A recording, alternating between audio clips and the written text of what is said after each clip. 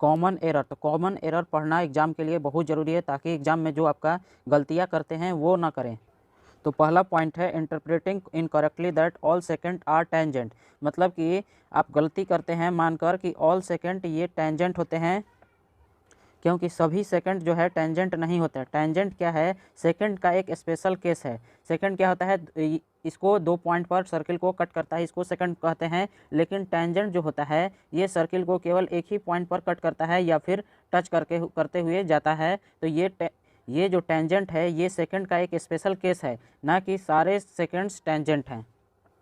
अब दूसरा पॉइंट कह रहा है interpreting incorrectly that many tangent can be drawn to a circle passing through a point lying on the circle, मतलब कि ये आप गलती करते हैं मानकर कि सर्किल पर एक पॉइंट से कई सारे टेंजेंट ड्रॉ हो सकते हैं, क्योंकि सर्किल पर एक पॉइंट से केवल एक ही टेंजेंट ड्रॉ हो सकता है। तो ये गलत है कि सर्किल पर एक पॉइंट से कई सारे टेंजेंट गलत ड्रॉ किया जा सकते हैं। तो ये जो आप सोचते हैं ये हमारा क्या है, गलत है। इधर जो हमें दिया गया है ये हमें एरर दिया गया है और ये हमें करेक्शन दिया गया है। तो मैं आपको एरर बता रहा हूँ और उसका करेक्शन ड्रॉ करके दिखा रहा हूँ।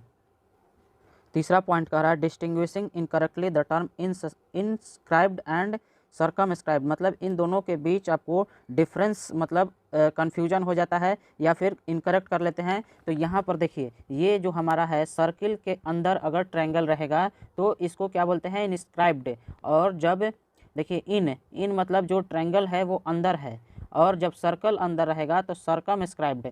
जब सर्कल अंदर है तो सर्कमस्क्राइब्ड, और जब ट्रायंगल अलग है तो इनस्क्राइब्ड। तो आपको इन दोनों को भी एग्जाम में ध्यान रखना होगा।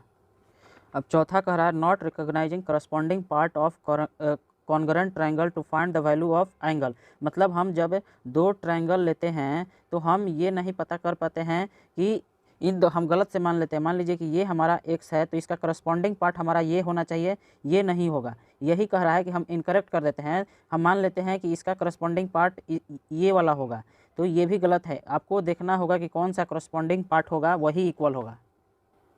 और हमारा पांचवा पॉइंट कह रहा है do not using angle sum property of triangle and quadrilateral, मतलब कभी कभी हम ट्रायंगल और क्वाड्रिलेटरल का सम का प्रॉपर्टी यूज नहीं कर पाते। जैसे sum of all angle of triangle क्या होता है 180 डिग्री, वैसे ही sum of all angle of quadrilateral क्या होता है 360 डिग्री। तो इन दोनों का भी हमें प्रॉपरली जगह पर यूज भी करना है।